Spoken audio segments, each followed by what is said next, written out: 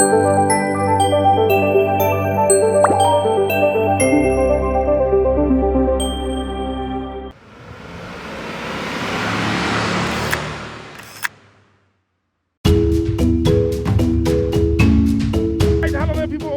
name is Otuo Jagero and this is Dialogues Jagero. I'm with Odhiambo Otieno, the man who has been going viral for the last 10 days. Dangerous. Yeah.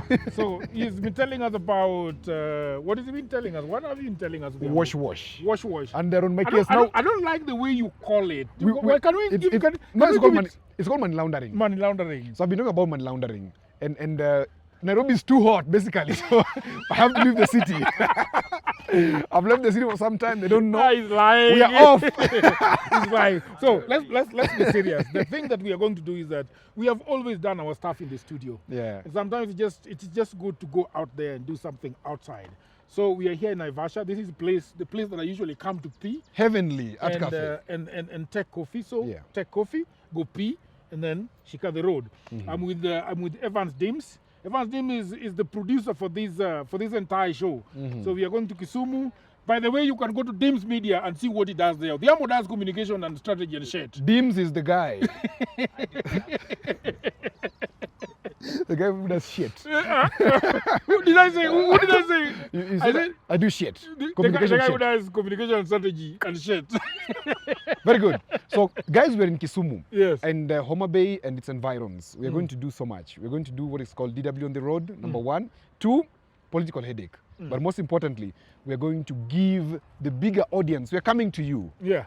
Where you are. So right now, after here, we're on the road down to Kisumu to experience the lake and experience what beauty portends around Kisumu. Yeah, so on the 26th of this month, that is on Friday at 2:30, we are at Baraza Media Lab at Lake Basin Mall, where we are going to be doing political headache. Right. Ruto at 3. Ruto at 3. Ruto at 3 years. Mm-hmm. People of Kisumu, let us know what you think about it. People of Kisumu love Ruto these days. People of Kisumu love whoever Baba loves. Fuck. Whoever Baba chooses. I think that old man should start loving. Let me tell you, there's a culture amongst Luos that when your father brings a woman home, your job is just to recognize that woman and help your father love the woman. Yeah. So whenever the father brings a woman, and in this case the woman is figuratively Ruto, yeah, the people just love him. So when Baba says this woman is bad, that's it. I said the way you guys put it is a bit arrogant. I actually think that Raila is the woman, because who would the other? I think it's Ruto. Yeah, it's Ruto who would Raila. But now Raila is the woman. Well, you just don't wanna. No, even if the woman wooed you, when you come home, you don't say I was wooed by the woman. Yeah. You said this is my woman. Okay. Very good. But in other cultures like the Indian culture, yeah, the woman who marries the man. Yeah. In fact, it's the woman who pays dowry, the other side. So it's beautiful. Kisumu is going to be amazing. So we are going to be in Kisumu. We are going to be meeting people. I know there are people that I'm going to interview in Kisumu. One of them is Howie. Yes. Another one is Robbie Odongo. He's going to be telling me his story of production and film production and how he used to be a drunkard and now he's doing better. Yeah. I'm also. That was my mentee, by the way. He's your? Robbie Odongo is my mentee. Yes. I trained him in script writing. Yeah. Yeah. And we are also just going to have fun, eat fish. So if you have a place where you want us to come in Kisumu, please tell us that you want us to come here, you want us to enjoy your stuff, and you want us to talk about it. We are also taking freebies. And we are also going to Homa Bay. Yes. We are going to the, what is it called? We are going to speak with Wanga. We're going to speak one-on-one. Yeah, Governor Gladys Wanga. Yes, one-on-one. Then we are going to the amphitheater. She's going to tell us about the amphitheater. Cape Town. How she's changing the face of Kenya, especially Homa Bay. To be like Cape Town. Yes. The Cape Town of East Africa. Do you have the money already? Money has been poured. Okay. It's too much. So we are going to take coffee at Art Cafe and then we go to Kisumu. We hope you enjoy this. Yes. Neat. I like it.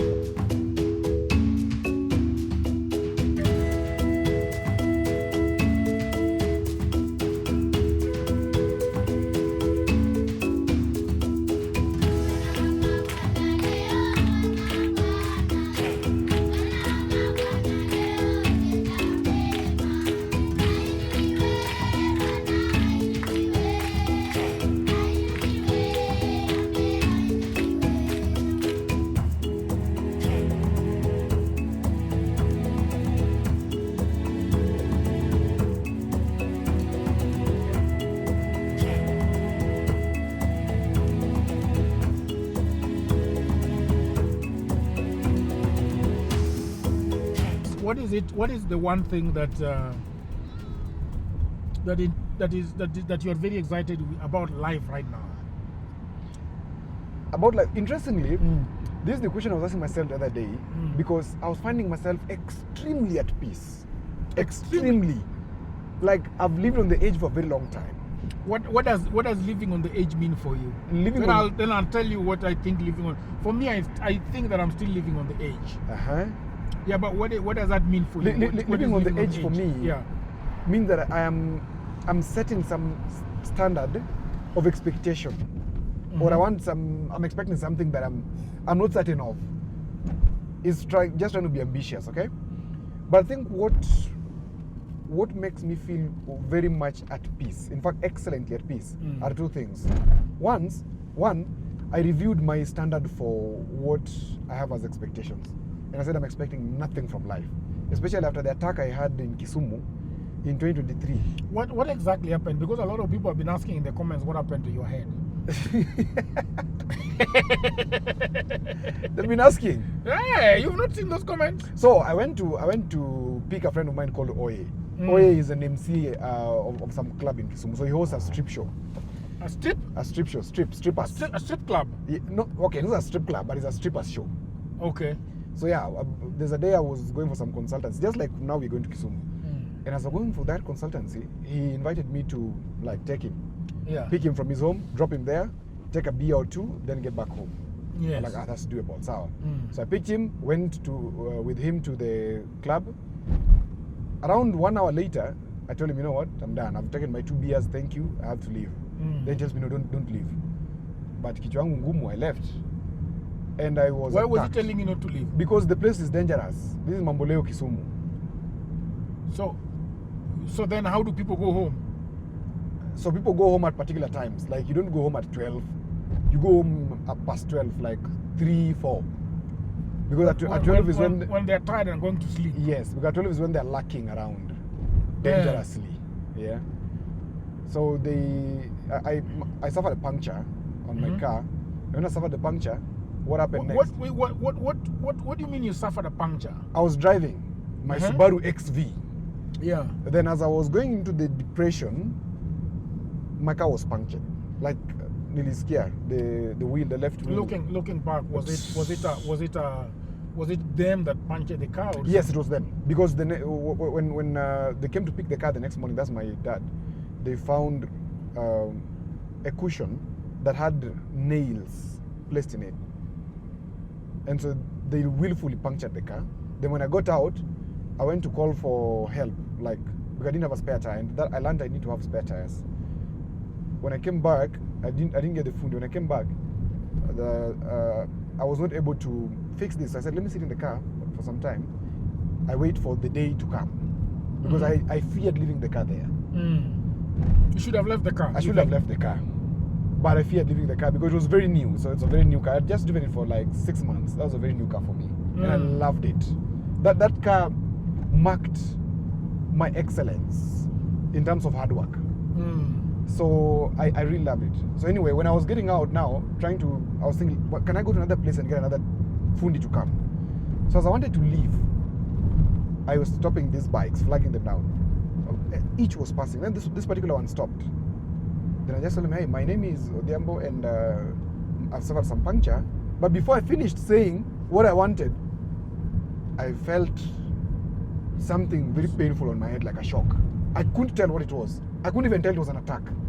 Because the people that you flagged down? Yes. So they were actually going to flag themselves down, but you flagged them down? Yes. So, boop. Then the next thing I could feel some liquid running, and this was blood already. Okay? Then I fell. When I fell, I tried to cover my head with my hands. That's how I broke this finger. They hit it really hard. So on my head I have like 7 cuts. So the idea was to kill you? I don't think so, because they were just normal things. Because they were not immobilizing you. Because if somebody is trying to make you immobile, then that's a different story. But when they are trying to hack into your skull, yes, that is not immobilizing you. That is trying to kill you. In fact, I think that is true, because when they were leaving, I had one of them say, the one who stepped on my head as he was leaving, said, "Wachana yeye amekufa, twende." I'm like, Stepped on your head? Yeah, stepped on my head as I was on the ground. You know, I fell and covered. So it's a shock. I didn't know what was going on. So this guy stepped on my head very hard with his shoes. And said, Ochana ya amekufa. And then when I looked, I saw them trying to open the door of the car forcefully.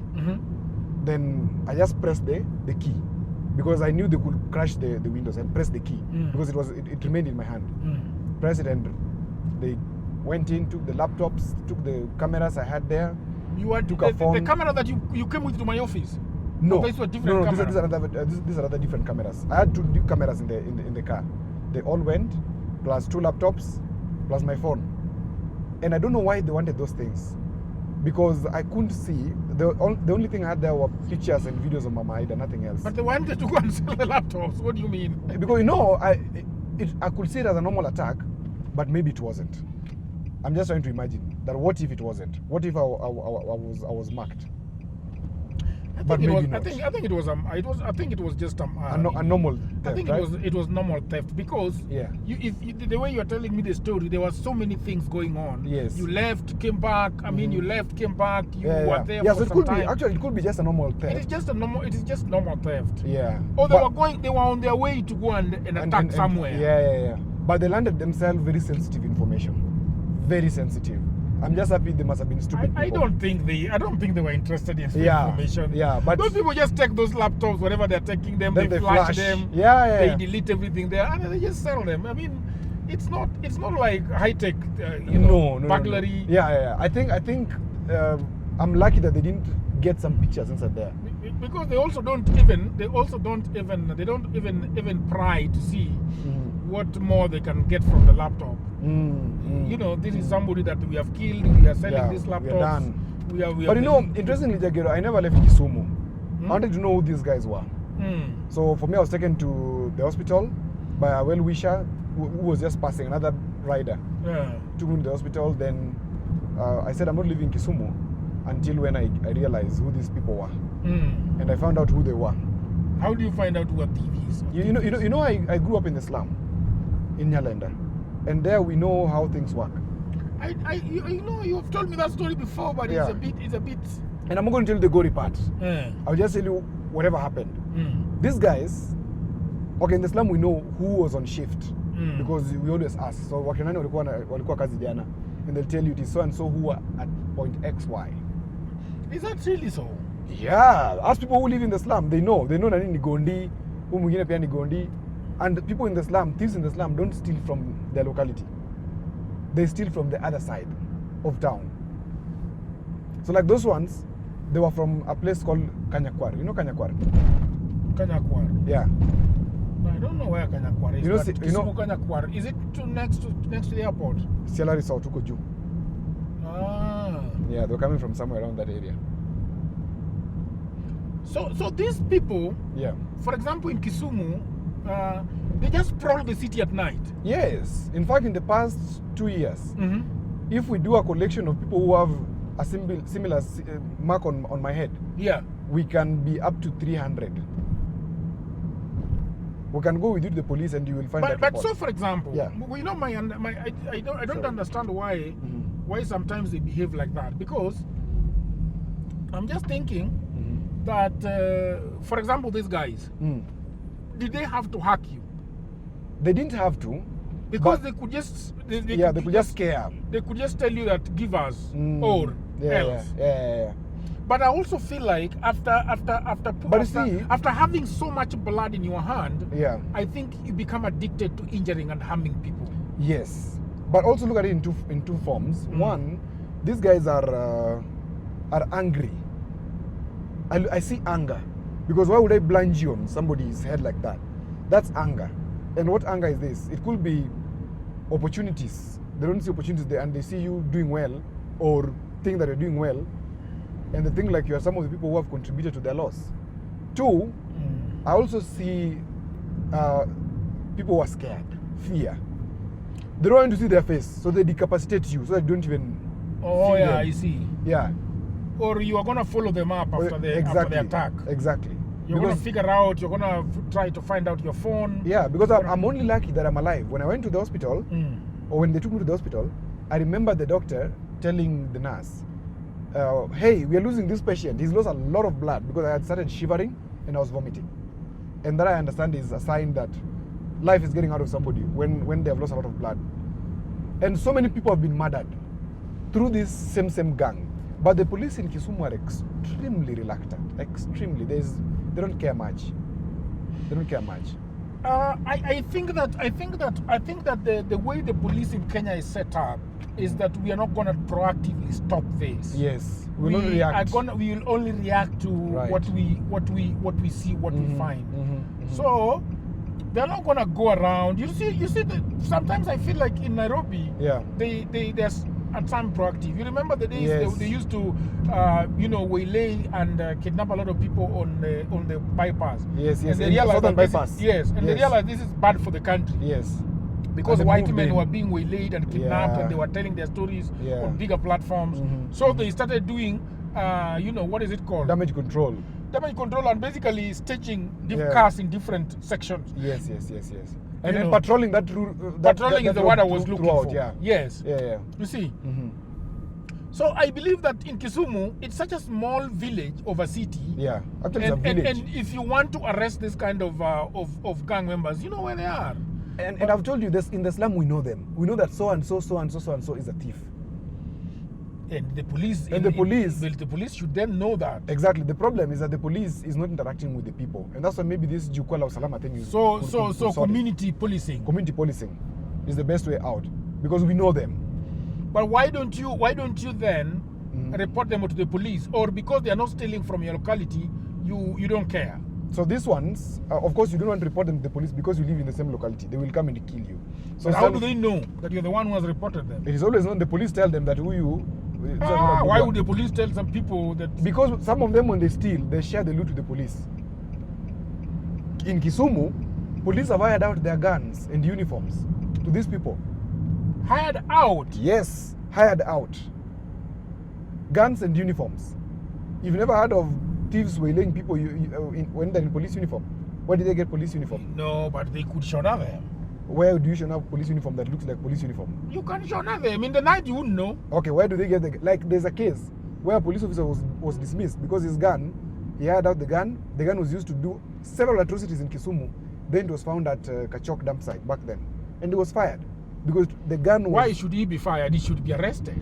Of course. Or he said that the gun got lost. No. So, of course, once you've given your gun, it's a criminal offense. 2, HR policy of the police, you cannot be back to the police force. You have to go. Yes, but you should be arrested and arraigned in court. But now you see... Court-martialed or something. You see the level of crime that was then has now changed so much. It's now come back to gang kind of competition. Where... Because of the, I think, and I could be wrong. I think it could be because of the employment issue in Kisumu. You know, Kisumu, there's no money per se. Which is very interesting, and it is something that I've always really wanted, because Kisumu is not manufacturing. It's not manufacturing at all. Kisumu is selling omena. Not even omena. There's no omena in Kisumu. Kisumu is a government outpost. A government outpost. Government outpost, because money in Kisumu is only like at the end of the month. The rest when the staff is paid. Yes, when staff is paid, when the formal economy there is paid. That's the when bankers, there's money. Yeah, the bankers, the teachers, the government workers. Yeah. And recently the county workers. Exactly. After that, there's nothing. So people are just trying to survive. So Kisumu actually depends on remittances. Remittances from abroad, remittances from, and also the guests who are coming in. But even the tourists who are coming in, it does not benefit the locals per se, because they go into the big hotels. These big hotels cut back the money to Nairobi and out. Yeah, so Kisumu, there's no money, and that could be a reason why these guys are also so much, these thieves, you know. It could be a reason. So anyway, I never agreed that the reason why people are hurting others is because of the economic situation in a place. I mean, people are very hungry in the village. They are not killing each other. You know, the villagers, people know each other.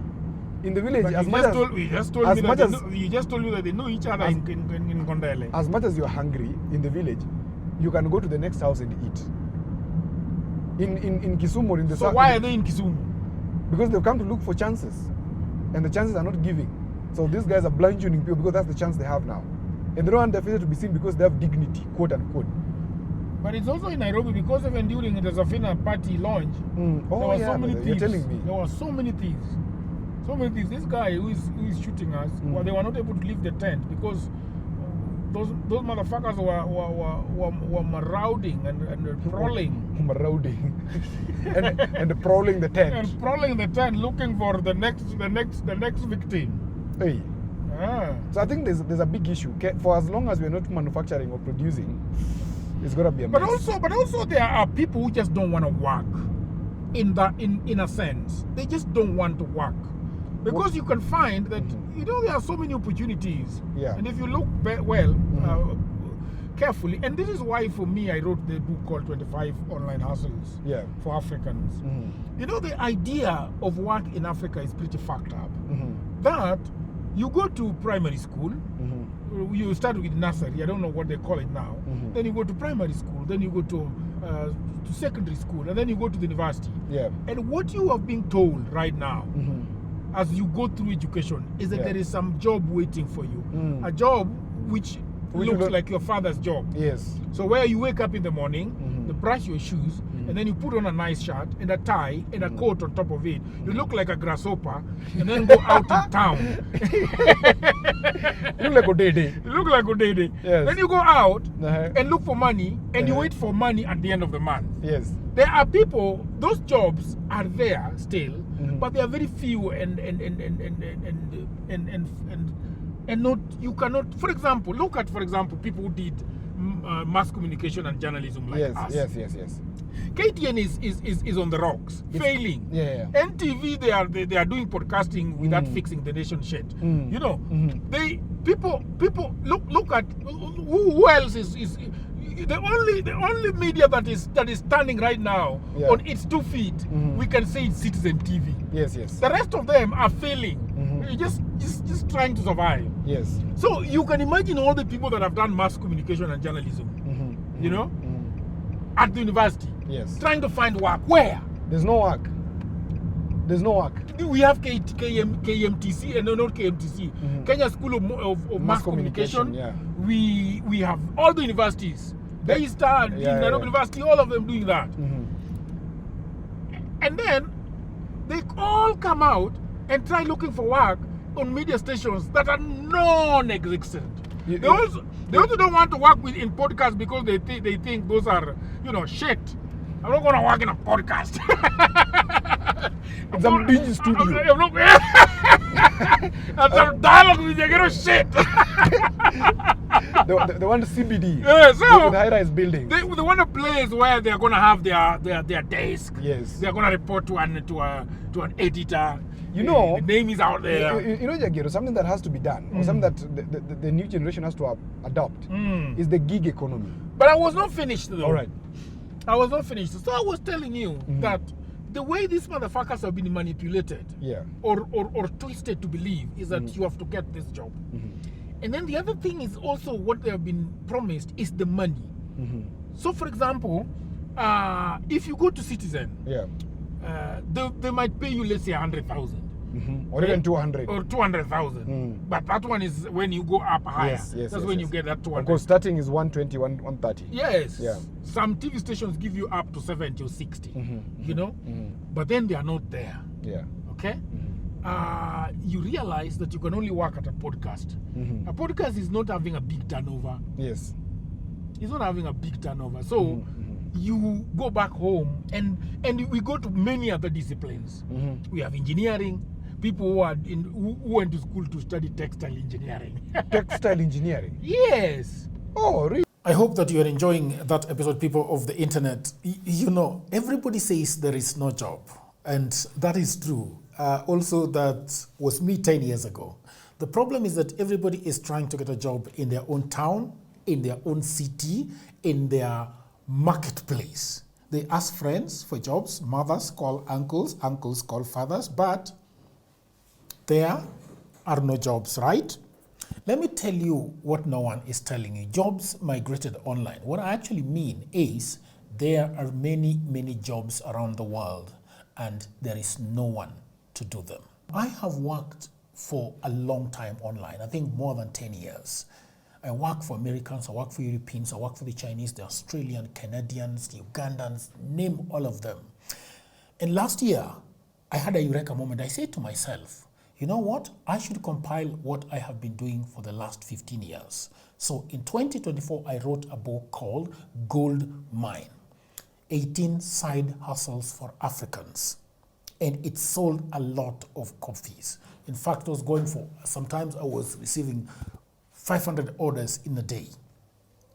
In 2025, something happened. AI came. I think in 2025, AI came. AI came in 2024, but in 2025, it is here with us. And people say AI is taking away their jobs. And for me, I'll say false. There are actually AI jobs. Na mimi ni nani? I created more jobs. We now have in my book 25 online and offline side hustles that you can do anywhere in the world, whether you are in the village, whether you are in your small town, whether you're in a marketplace, whether you are in your house, you can do them. In this powerful volume 2, I share 25 new actionable online hustles specifically researched and tailored for Africans. My new book provides clear step-by-step guidance, drawing from my extensive experience and research, including the mistakes I have made and lessons I have learned over 15 years in this online job market. You can become an executive assistant to busy folks in Europe, America, and Canada. You can also get paid for tasks like watching videos and taking online surveys. There are many of them and they're in my book. You can also build a business as a virtual assistant, start an e-commerce without a shilling. You can also become an affiliate marketer or an online English tutor. And you can also do tens of AI jobs, and they're all in these books. If you have a job, that is fine, but I know around you there are so many people that are always looking for jobs and at home watching Netflix. Buy this book for your brother, for your sister, for your mother, cousin, husband, who is back at home all day, all night watching Netflix. Okay? Buy it for your friends. That friend who is always asking you for cash, you can buy this book for them.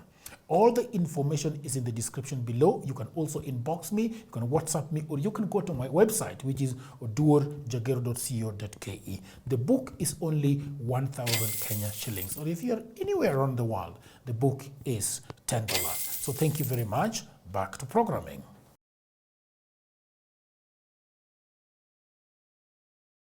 Textile engineering, they are basically tailors Is that with, so? with a better name.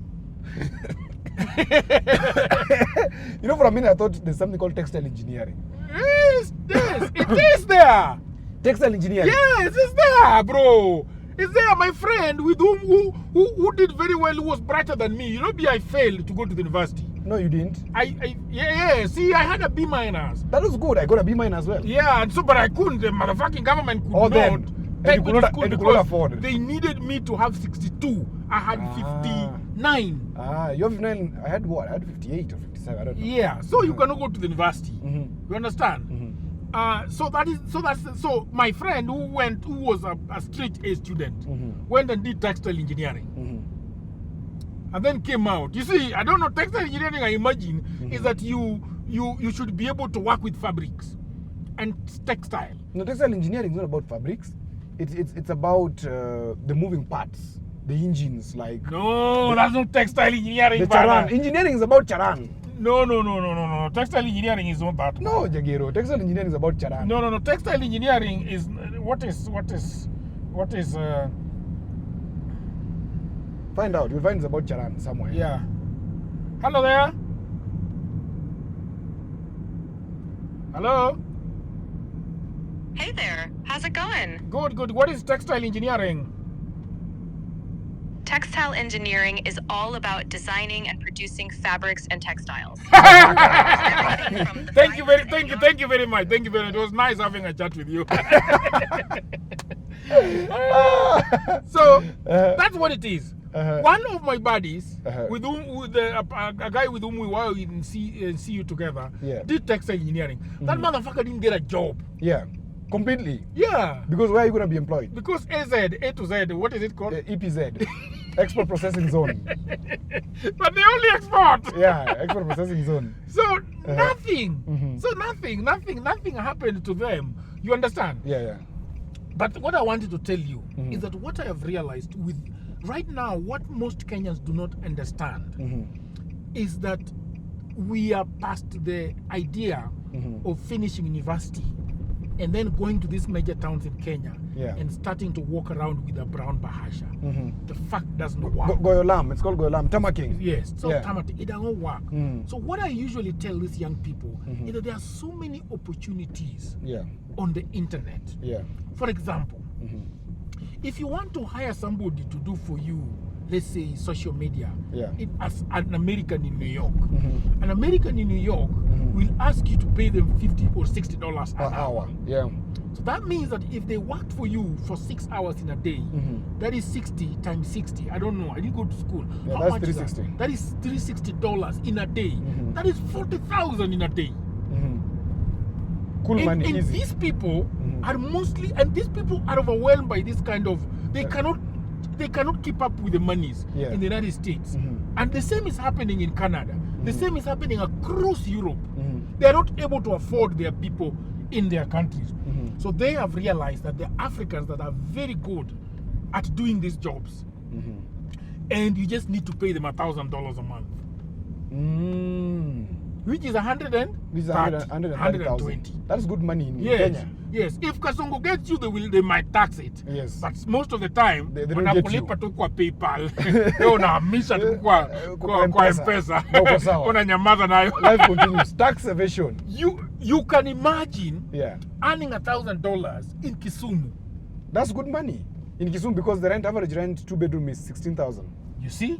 And then you have 10,000, 20,000 to eat. The rest is savings and development. And you get a nice car. You pay 20,000 every month. Yeah. And you're good to go. And you live really well. That is what. And the funny thing is that you see sometimes boys and girls even come to intern at my studio. Yeah. Their job is graphics design. Their job is what is it called? Is editing and digital marketing. Do you know the parents are doing a very big disservice to their children? These people do not. So somebody is a video editor, and their parents have not even bought them computers that can do video editing. You know, they give them computers that can do Word. Hizi computers are $250. Yes. Hizi zako hizi. Haiwezi fanya kazi. Zangu is $250. The one I wanted to buy the other day. Haiwezi fanya kazi. So.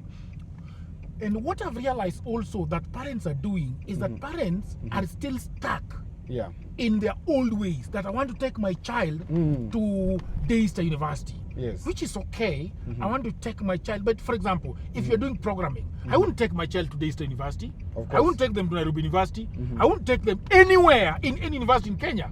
If I want my child to do programming, you need to pay, you just take them to an online school like Udemy, and you make sure that you buy this child everything that they need. Yes. And then you give them a mentor that is going to help them set up a proper LinkedIn account. It's going to help them set up a proper Facebook account. And then this guy is just going to create their portfolio online. This person is going to be seen by an American who is looking for somebody to pay $2,000 in a month. And that's good money. And they're going to get that job. That's affordable for Americans. So you are taking a child to Daystar University. It's okay. You can go to Daystar University. But also they're coming out there with nothing. The other day I was asking a gentleman, so what are you doing at Daystar? And I'm looking, what the fuck is that? What units are these? They're coming out with nothing. Well, it's something, but the practicality of it. For example, right now, digital marketing. The practicality of digital marketing, the AI, the algorithm, everything, they are not being taught that. Yes. There is this crazy thing they're being taught. The school is more on the ethics. More on the ethics and morality. Media laws and ethics. Yes. Media law and ethics. Actually, the universities are more on the media law and ethics. They're more on the ethics of work. They're not more on the practical bit of the new emerging trends. Because, for example, most books that we are reading in the universities today, having lectured for 4 years, I can tell you, there are books that were written by white men in 1970, 1980, 1990. Theories. Now you tell me, because I didn't go to school. No, you did. But this one, I don't consider myself somebody who is learned. You are. You're very learned. In fact, learned is by Form 4. Past Form 4, you're being trained to work. to work. Yeah, anybody who is at Form 4 is learning. So, most of these books we read, and most of the books that our students are reading, our children are reading, are actually Gothic. These ancient books. Moldy. Yeah, they were written by people who were conceptualizing then. They were trying to figure out what life was then. Today, one day today for me is like 2 weeks in 1980. Because the messages are moving so fast, the information is moving so fast, life is moving so fast, unlike then. Yeah. And these students that we have, these children that we have, they are not being exposed to these new practical trends. Like today, in Kenya, I don't know if there's a university offering AI. No, there is none offering AI. Yes. And you see, even as a certificate course. They're not. So Brad Gameli, who is a PhD holder in cybersecurity, is doing those courses. This is and I was discussing with Brad Gameli the other day, and he was telling me that in cybersecurity alone, there are 6-month courses. And they're up to about 25 courses. Which somebody can do and start earning. Yes. In a year. Yes. You can have like 2 sets of yes. of And you skills, earn. There are, right now in AI, there are 21 positions that are opening in the next 2 years in AI. There is even something called AI plumber. Do you know what AI an AI plumber? Yes. So plumbing is to fix To fix the leakages. the shit route. Okay. Fix the shit route. So, in an AI infrastructure, there are things that are not working. AI has hallucinated and created stuff. Yes. You know. But now you go through the entire thing Yes. and looking at what it has done. Yes. You know. And cleaning it up. And cleaning it up. Or directing the shit out. Yeah.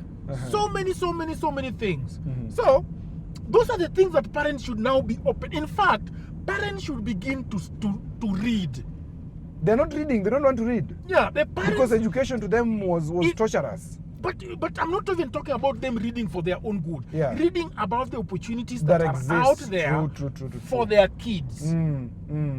They should grow when, up. When kids come to me and they tell me that they have sat in class for 4 years to do mass communication and journalism, and this is same student cannot make a Facebook post, then what the hell did he study? it is worrying.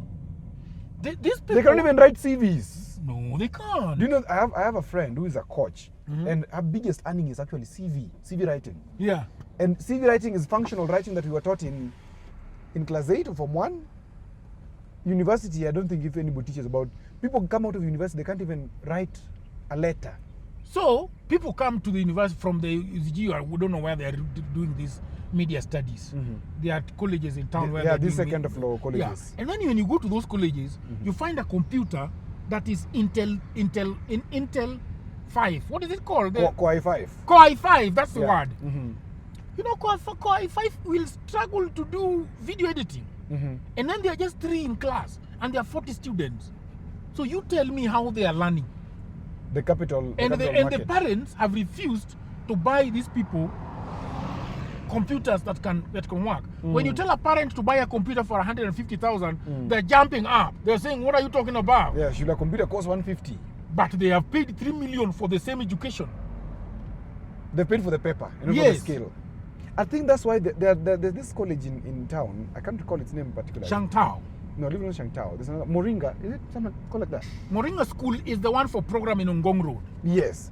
This I school- went there. You went there? Yes, I did programming there. Look at that. Moringa School, I understand it sweeps people. Like today, 53% of all students registered in TVETs Yes. are graduates. What does that tell you? 53% of students in TVETs today in Kenya are graduates They have gone back to school. to get the skill. Because at degree level and master's level, you're basically taught management. But who are you going to manage? What skill are you going to manage? If you are not a soldier, how do you become a general?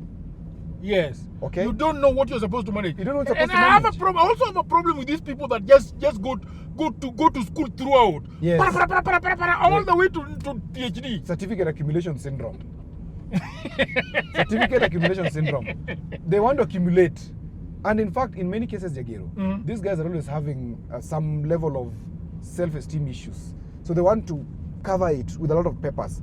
There's one who, sorry to say, this is one who I was talking to the other day. I was so disappointed. You know, Yeah. I revere PhD holders. I revere. And I was talking to this particular lady, What is PhD, by the way? Doctor in what? the doctor of philosophy. So, Doctor of philosophy. Yes, doctor of philosophy. So at degree Doctor level. of philosophy. Yes, doctor of philosophy. So this is how education goes. So at diploma level, certificate is artisan basically. What do you mean by artisan? Certificate is where you are taught the basic skills of what needs to be done. Okay. Diploma is advanced. So computer skills. packages. Computer packages. Basically the basic things that you need to survive. Then when you go to diploma, now you are given advanced skills. That is now subject domain. Okay, where you're now a subject matter expert. A subject matter expert. Yes. Like what? So now you're a mechanic. You understand the workings of the engine. Yes. You understand that this needs to be here. The maths, basically, is the mechanism. The skeleton of a car. You understand all of it. You understand all of it. Then at degree level, you're basically being taught something about everything at theory level, management level. Then masters, you're being taught everything about something. Okay? Masters, you're still being taught about everything about Yes, in fact, at masters you go and research. You go to find out everything about something.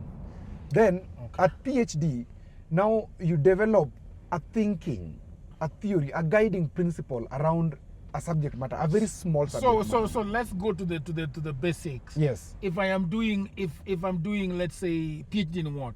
So let's say PhD in film production. No, film production no. PhD in new media. Yeah. Yeah. PhD in new media. New media. Yeah, so PhD in new media. So what will you be studying? You'll be studying. What are they are? What are they? Hey. Kikolur. Don't get just again. What are you looking? What you don't you lean maja. Len majogi nindo koni. E kwa hiyo ngato marukni. Dimukurukni ke len ka. Moko mbele wakanyo kaki. Hey, so when you're studying, when you're doing your PhD in new media, basically you're going to understand. You're going to the field to understand what is going on with this particular field, and you're bringing something new. At PhD, you're bringing something new into the world. Is that so? Yes. Do you think it is true of the people that do PhD? No, most of them don't. That's what I'm telling you. Because at PhD, let me tell you, do you know PhD is owned by the university, not by the student? PhD is owned by the university. Yes. So it is a research. It's actually conferred upon you. Conferred upon you. Yes. But if something comes out that is new, Yes. it is a property. So, for example, Yeah. if you're doing a PhD in molecular science, Yes. for example, and find out something so grand, you have a eureka moment. Yes. In let's say in biology. Let me tell you. And then who patents the idea? So let me tell you. At PhD, you don't find something grand. At PhD, you go granular. Granular meaning? What is the meaning of granular? Very small, like grain. Element. Yes, you go element. Atom. So you go something very small that can have a very big impact. Okay? Like for example, if you're studying molecular science, and you're interested in chemistry, okay, because now you're going into molecules, and you want to find how a particular element can help reduce weight, or a particular element can help produce energy. It is something very, very minute. It could be like the study of proton, how proton became or started to be used for nuclear production. Or engineering. Yes. For this kind of big cars. Yes. To the point that you figured out that even if this thing were to swerve, yes, it would not roll. It will not roll. Something small. So PhD is something very small but very extensive. That's why we say at PhD you bring something. So all these motherfuckers who are down PhDs in Kenya. Yes. Where do we go and find out the? Now that's the point. So where we should find this thing, we should find them publishing papers. You ever heard of journals? They don't publish fucking papers. They don't. They don't. And that's the problem. Because we should be having peer reviews throughout. We should be having them producing papers throughout so that people can study those papers. But these PhD holders do not do that. Why are Kenyan PhD holders? What are they doing? They're accumulating papers. They're accumulating papers. So that they can get jobs at the UN. Exactly. They can get jobs at the UN. They can brag to their relatives. They can hold what is called Forbes quasi meetings where they're going to what is that? you see this in home family gatherings. Yeah. They're not always even family guys. They're not genius. So that they can be called doctors. They're going there so that they see who is doing better than them. You're just hitting, right? Yeah, that's it. They'll the No, best you're just hitting the PhD. No, I'm not hating them because I'm also headed for my PhD, so I can't hate them. The thing is, they're abusing PhDs. So we should read whatever shit they were doing. So all these motherfuckers that have done. So like right PhD, now, employment question in Kenya that we're talking about, it should have been researched by somebody. I can tell you from where I sit, it is something very easy to research about and come up with a solution. But these niggas are also getting PhDs to look for jobs. Basically, Jagero, once you're at diploma level, you should not be looking for a job. At diploma level, you should start working on your own front, because this is not the time where we're having quasi-feudalism, where somebody employs you and gives you money at the end of the month so that you can sustain yourself. Even if you do that, fine, but it should be limited. And that's why even government employment must shift. So you are saying without fear and favor that if you are doing PhD, you should not be somebody looking for a job. Why are you looking for a job with a PhD? Are you crazy? That PhD is not helping you. Because PhD is a researcher. I am a researcher when I'm still doing my master's. And research can sustain me without ever stepping into an office. So at PhD, you're a consultant. It's like, you see how doctors work? Doctors, you come from a GP. You go to a registrar, you become an MO, you move up, you become a specialist. Then you go to consultant. There are doctors who are called consultants. You'll never just find them working from morning to evening. Them, they only appear and come and check your sick thing. They just say, oh, this one, oh, it's very sick. Yeah, okay, good. They give an opinion and they go away. Consultant doctors. The same way, once you have a PhD, you're a consultant. Actually, consultants should be PhD holders in reality. Okay? So, look at that. That's a what? That's a vela. Yeah, it goes. It. If you get that one, you don't need a wife. Better than a wife. It's better than a wife. It's better than a wife. You can stay single, but allowed. It's the women who should come into that car and then leave. They're being dramatic. Come into that car and then leave. When you have that doing their wife. It's a full house. It's a full house, right? Yeah, it doesn't need a woman. It's an interesting one. It just mean women who come to need to squat and go. You remember the guy that wrote a prenuptial agreement? Prenuptial agreement, right? Prenuptial. I don't know. Prenuptial. I'm not an English Prenuptial agreement. Yeah, prenuptial. Prenups. Prenup agreement. Yeah. And he said that the lady will only is only sojourning at the house. Sojourning. Yeah, you will only sojourn as a guest. Oh. And she signed. You will only sojourn. Should this marriage dissolve? Yes. You have been a guest here. You have not been an equal partner. No, you have been a guest here, and you cannot remove a toothbrush from this house. Woohoo!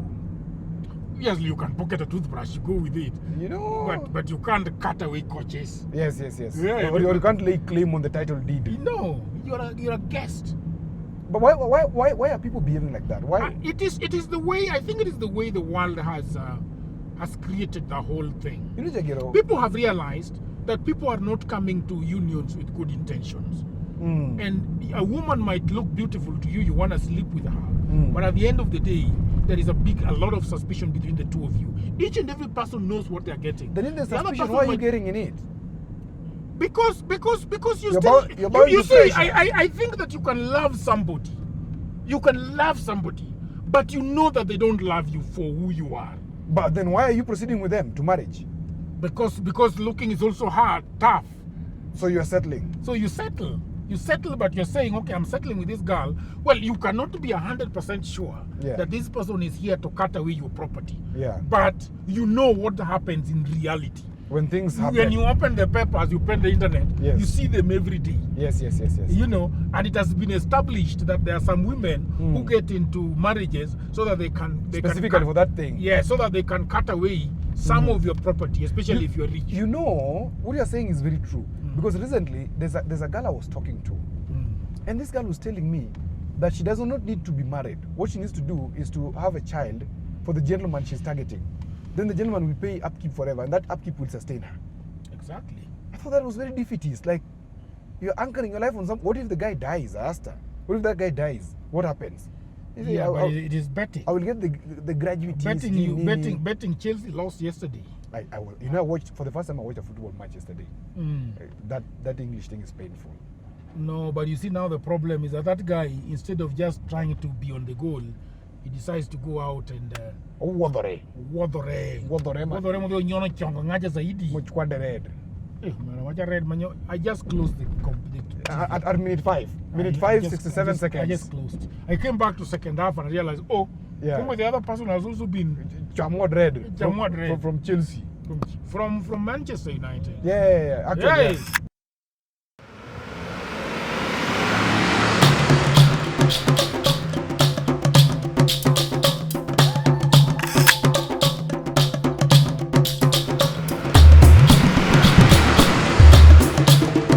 Hey, Odhiambo, we are just arriving in Kisumu. What is it that you always remember? This is Nyamasaria. Yes. What do you usually remember? What comes to mind when the moment you get into Kisumu? Wow.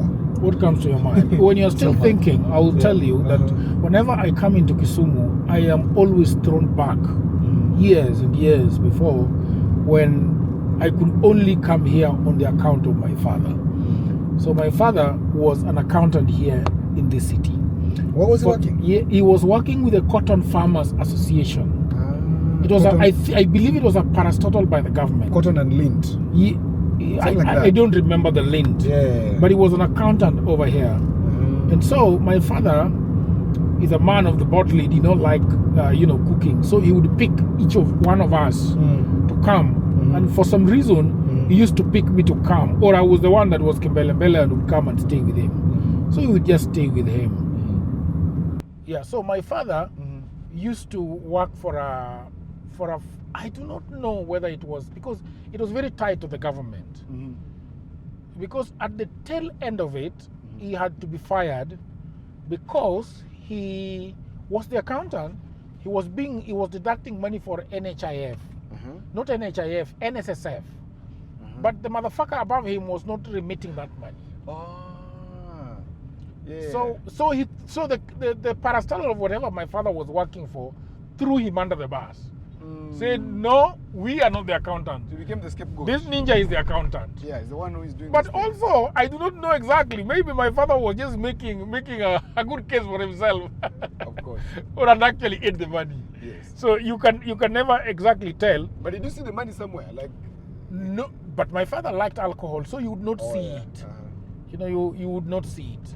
So that is how I remember. I remember this city as a place where I really do not belong. Really? Yeah, it was huge. It was not like the village. Yes. And when my father, when we would alight with my father at the stage, we would walk to Nyawita, where he was staying, just next there, hapo kwa mpaka tu ya Ubunga. So I was looking at this other beautiful part of town, and then we would go to some dodgy, take some dodgy routes, and suddenly we are in Nyawita. Nyawita is a bunga with washed, bunga that is a bit cleaner. It's an upgrade. It's an upgrade. It's a bunga 2. Yeah. And one of the things I remember is that there was a boy just my age called Oloch. Oloch, his family owned a standalone house. Okay. But Oloch, I don't know whether Oloch used to be a lonely guy. So my brother Olo was knew how to befriend people. Yes. So we used to go there and even enter their house. It was amazing. They're the rich guys of the town. Nyawita. Of Nyawita. I wouldn't say of town because I think town would be Are this the Joko Wing? I am not sure. But it's I only knew the name of the boy. I did not know the name of the parents. Okay. Yeah. Because They're coming from Kano. Huh? But they come from Kano. No. I can't know all that stuff, man. You are young. We were young. Oh, I only knew the son. And the only son we knew was that one that was playing with us. Yes. You know, reaching an old man of the house can be very far when you're a child. You don't even ask their name. You don't even know their name. You call him Baba Lodge. Yes. And that's it. You don't know what they're doing. Yes. You don't even want to investigate because, I mean, why? There is no need to investigate. Yes. You are into little things. They bring out the juice, they give you. Yes, the TV. Yes, the that you can TV, you watch with watch. them. And my father's house, by the way, did not have a TV. It only had a very bad radio down there. It only had a very bad radio. So, and then at some point, things changed. My father, of course, went back to the village after his work came to an abrupt end, got very depressed. But then by that time, quickly, my sister got married up the road in Nyalenda. Katuoro. Katuoro. Oh, we live The there. Owino family. Kingejo Kowino. You're going in Katuoro. Yes. Just Katuoro. Yeah. In fact, not before Toworo Katuoro. Industries. Yes, Katuoro. I know Toworo Industries in Katuoro. No, see, it is defunct. It's not working It's anymore. not working, of course. Yes, it is defunct. Yeah. So, taka to change card. Later we change card. That one looks really good. Yeah, it looks really nice. Probably we should have recorded with that. Gosh. We're So, going to buy double tape. My father, my sister got married down there. There is a just after Kamamasafi, Yes. there is a road going in towards I know it. Katuoro. I know it. There is a Chiro. Yes. Chichoweno. Ange Chichoweno. Kamamaka Eos. Doge Kowino. Yeah, where they sell Yes, Kamamaka. and then there are also women coming crouching there in the evening, selling. Some are selling fish, some are selling all manner of things. They sell there. So my sister got married there. So then my father was no longer in Nyawita. Obviously, then there is no home in Nyawita. So I would come to Nyalenda. So those are the memories that I have of Kisumu town. Yeah. The memories For, I have. for me, Kisumu is where I was born, of course. I was born at the district hospital here. And Kisumu has been an amazing place for me. This is where I honed, is it saying honed, yeah? This is where I honed my skills, I honed my personality is Kisumu. It's calm, but also very restless. I don't know if you get it. It's an oxymoron. It's calm, but in a moment it can shift and everything. What makes it restless? Is it the? Oh, look at my car again. Yeah, your car is looking This nice. car it looks good. Yeah. Yeah, but this one you cannot equate to a woman. Of course. The Range Rover is the best. Hey, but the color is giving. Yeah, it's a woman's car. Jagero is looking for a. So this is Xaverian school. Xaverian, not ex-Xaverian. We use this calling Xaverian. It's called Xaverian School. Xaverian. Yes. Like the Z. Yeah, like the Z. Okay. Anyway, you are telling me about this story. So, Kisumu, for me, the restlessness comes from the point of desire. Kisumu has the hugest potential, if that's a term I can use. But you can use the word biggest potential. biggest potential. But it is not taking off yet. So whenever what is the potential? The potential is that Kisumu has the capacity to become the center for East Africa, okay, the capital city for East Africa, and by extension, the center for Africa, because it sits at a very strategic position between the East and Central Africa, and that then becomes strategic for East Africa or Africa as a whole. So Kisumu is huge for me. It reminds me of everything that I am, and everything that I do. I always remember this beautiful city.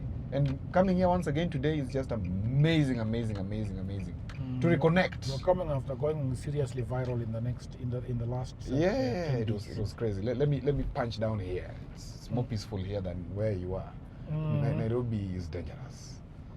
Nairobi is dangerous. Nairobi is. I call it the city of glasses. So this is Kalongolongo. We're in Kalongolongo. Tell me about Kalongolongo. Kalongolongo is a hotel that does African cuisine. That is owned by a 31-year-old girl. Owned and operated by a 31-year-old girl. It has accommodation. It has the best food here.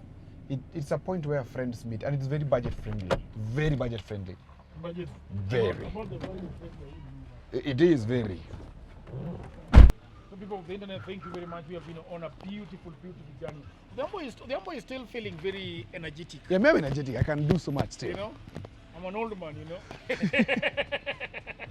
You're truly old. Very. A 40-year-old man. Just 40? Yeah, Not 40. 42. 43. 43. 43 years. 1982. Yeah, you're That 43. makes me 43. 43, you're a very old man. Oh man, I'm just 7 years from 50. Yeah. I can't So- believe it.